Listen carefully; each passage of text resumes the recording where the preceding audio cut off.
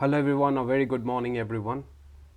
Welcome to this lecture session for the sake of the class 10th learners named as Gravitation.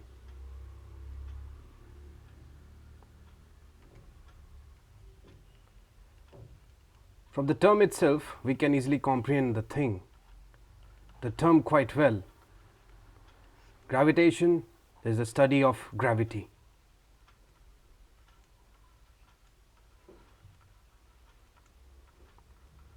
And this force was already being present on the earth, and it was also governing the heavenly bodies. It was being first observed by Johannes Kepler, the existence of this phenomena, and after that it was being pioneered by Galileo Galilei, one of the famous Italian physicists, and subsequently it was being formulated by Sir Isaac Newton in the year 1667. So I can mention it over here that it was Sir Isaac Newton who found the evidence of it,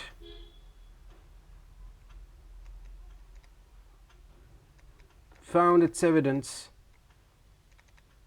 and formulated a mathematical equation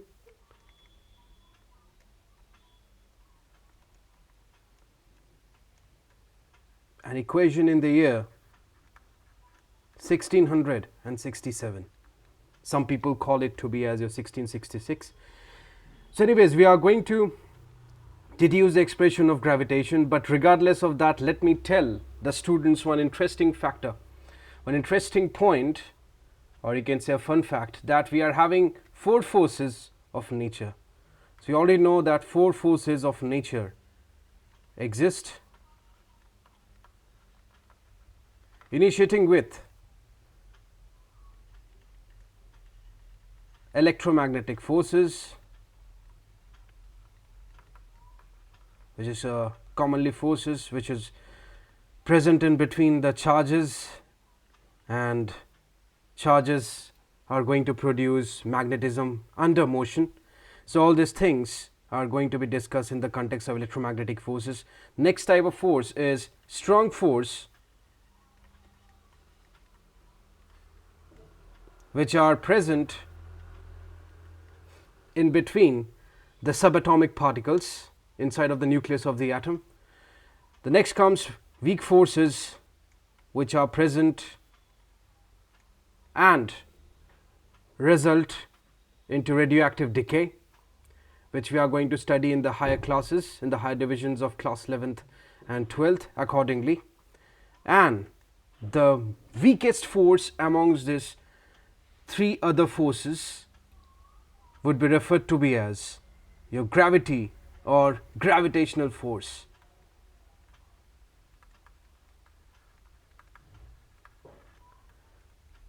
So today we are going to deduce an expression of gravitation, that is how Sir Isaac Newton comprehended the equation, formed the mathematical evidence.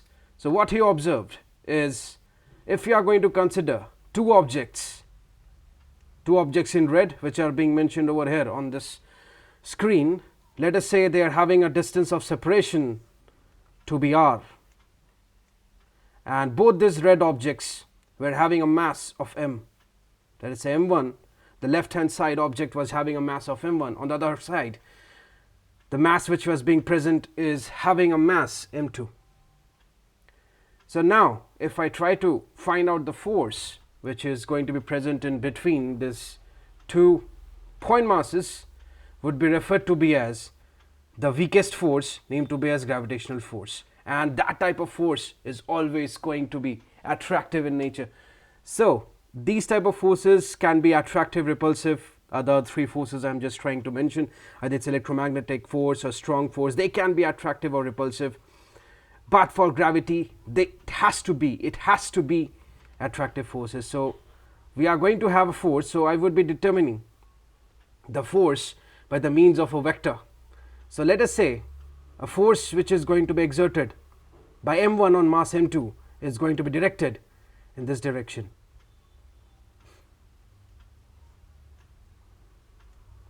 So this is nothing but force on m2 due to mass m1. Similarly, the force which is going to be exerted by this mass m2, which is being situated on the right hand side of the screen, to mass m1 is going to be directed from the left hand side to the right hand side as F on m1 due to m2. And these two forces, if you are able to see, they are attractive in nature.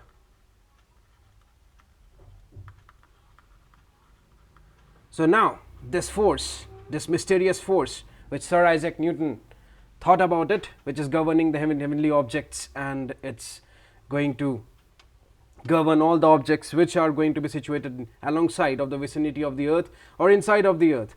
So that force is going to be directly proportional to the product of the masses of these 2 point objects which are being mentioned over here as m1 and m2 in red.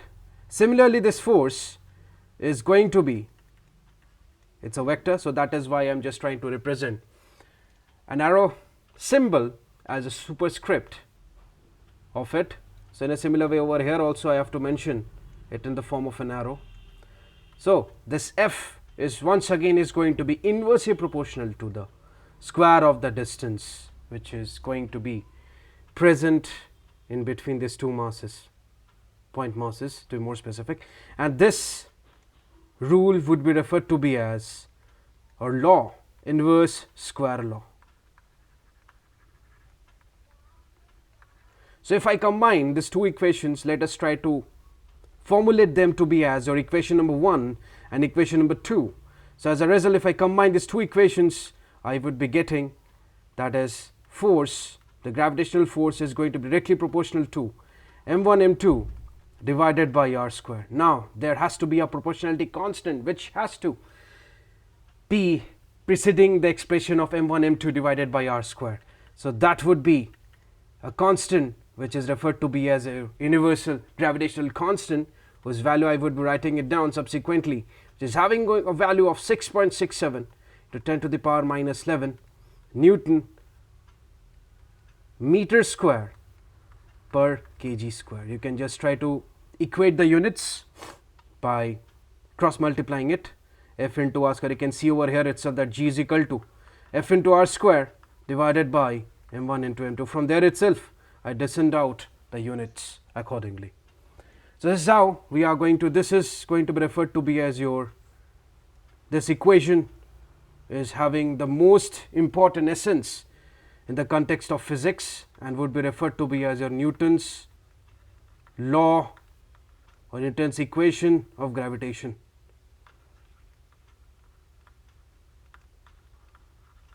So let's move forward to observe the types of question which are usually asked in the prestigious examination of NTSE, that is National Talent Search Examination. So what happens if we are having the same condition, let us say we are having 2 objects over there and it was having a distance of separation in between them to be r, and let us say they were having a masses, let us say they are having the masses which are same in nature, we are going to assume. So this is nothing but a question which we are just trying to solve, because definitely the students would find this type of questions to be a little bit sophisticated, and this type of questions are usually asked in the context of NTSE examination. So if I am going to consider that the masses are going to be the same, so let us say the masses are m1 m2 and let us say m1 is equals to m2 is equals to m. Now what happens to the gravitational force? My question is quite simple. What is going to happen to the gravitational force if the distance of separation, which is r is increased by a factor of k? Increase in what sense? They are just trying to mention this k factor is being multiplied. This k factor is being multiplied with the initial distance of separation. So how is it going to affect the force? So that would be the main thing to be analyzed. So you just have to put it over there in the gravitational equation, Newton's law of gravitational equation, that is F is equals to G into m1 m2 by r square. So masses are going to be the same. So let us say the change in the force which is being asked over here in this question, let us say that is F dash, which we have to find it out. So F dash becomes equal to G, M1 is equal to M2, it was being mentioned. So GM square divided by initial radius, initial distance of separation, it was being mentioned as R, so divided by R square. So let us say it's going to be increased by a factor of K, so it's going to become KR, K into R whole square. Similarly, if I just try to put another equation over here, I would be getting the equation over here as the initial force, initially the initial gravitational force would be given as Gm square divided by R square. Now let us say this is going to be equation number 1 and let us say this is going to be equation number 2. Now if I dividing equation number 1 by equation number 2, I would be getting F dash by F is equals to Gm square by K square R square divided by Gm square divided by R square. So this Gm square terms gets cancelled out, R square terms is also going to get cancelled out. So I would be getting F dash by F is equals to 1 by K square. So as a result, my gravitational force gets scaled by a factor of K square. It's a scaling factor. That means the gravitational force is going to decrease if I increase the distance of separation.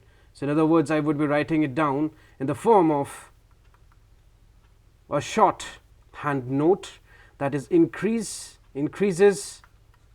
the gravitational force decreases, because as I've already mentioned it over here while deducing the expression for Newton's gravitational law by depicting it over here in the equation number 2, that is force is inversely proportional to the square of the distance of separation between the two masses, referred to as the inverse square law.